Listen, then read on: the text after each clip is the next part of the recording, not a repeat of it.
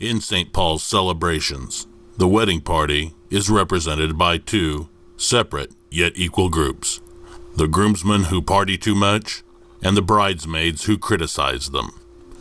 Juvenile behavior on the part of the groomsmen is considered especially heinous. These are their stories.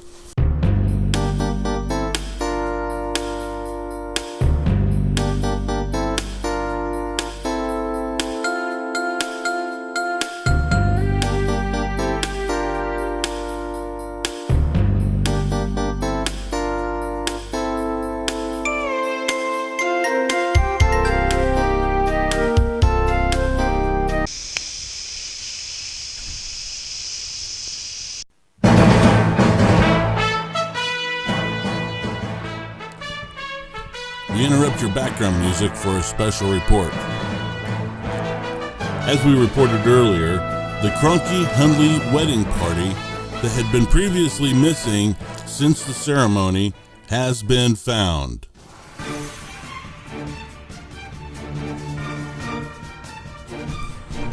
It is our understanding that after the ceremony, each and every one of the bridesmaids and the groomsmen, as well as the bride and groom, had gone missing and were nowhere to be found after the ceremony.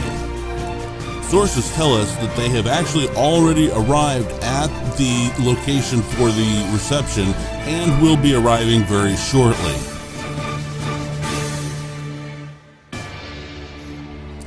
So as we eagerly anticipate the arrival of each of our bridesmaids and groomsmen, we thought we would take this time to review exactly the bio and the background on each and every one of these individuals. Bridesmaid number 1 was married for 2 years this October at this very location. She happens to be Teresa's BFF, and friends say they have been together as friends and best friends since they were 5. Sources very close to this bridesmaid have described her as crazy, outgoing, loud, with an extra emphasis on loud. She had her first baby in May, a little girl, and the groom describes her as a big mouth, but, as I quote, not in a bad way. She's got the gift of gab. The bride says she's a sweetheart, and she's always embarrassing everybody around her.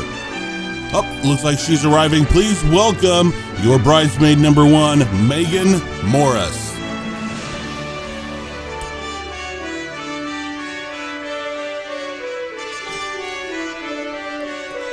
Oh, it looks like the next groomsman is arriving.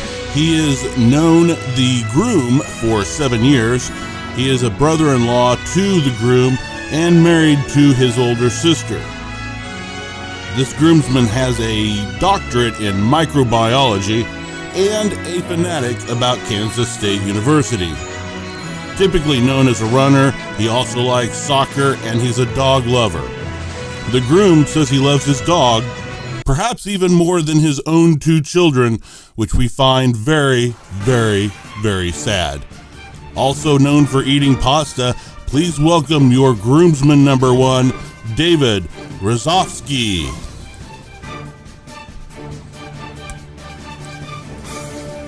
We are just being told that the next bridesmaid is arriving. Now, bridesmaid number 2, as she's described, is the sister of the bride.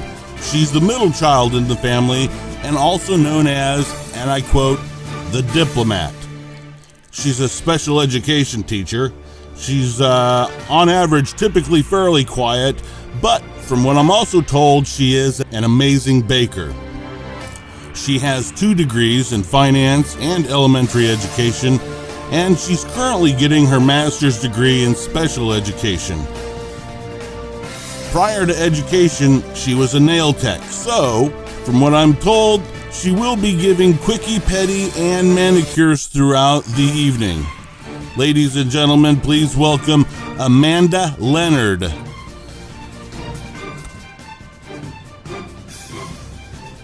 Now, groomsman number 2 is known for being the best friend of the groom, which begs the question from sources around him wanting to know, why wasn't he the best man in the first place?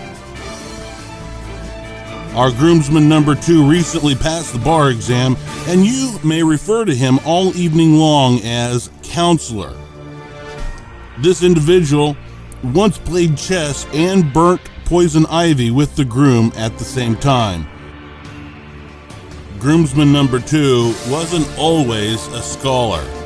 He started out in college as a theater major until he realized there was actually no money in that profession at all. So now he's a lawyer.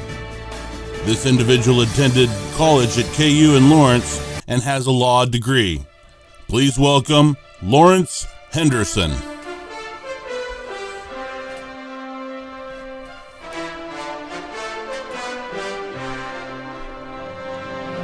The matron of honor is currently pregnant. Even though she is here today, she is actually due in December. An employee of the father of the bride, she spends a lot of her time detailing cars. Our matron of honor is often described as a sweet, lovely woman, and one of her talents is the ability to cry on command. Now, this evening, many of the guests have already been talking about taking bets as to whether or not her mascara will be running through the doors faster than her. Please welcome your matron of honor, Jeanette Sievert.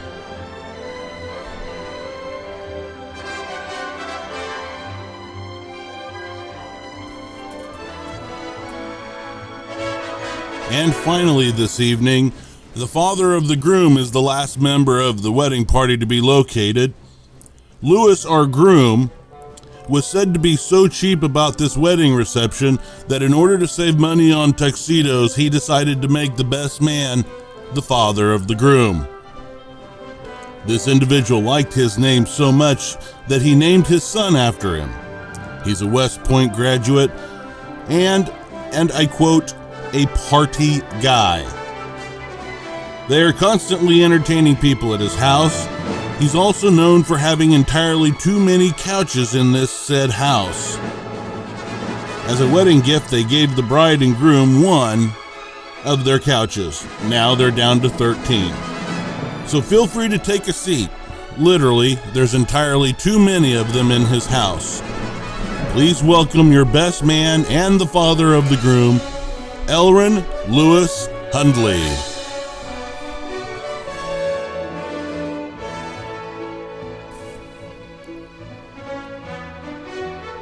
Ladies and gentlemen, we're being told right now that the bride and the groom have arrived to the hall as well as the wedding party. Yes? Yep. Okay, it is official. Ladies and gentlemen, please welcome to the wedding reception, Mr. and Mrs.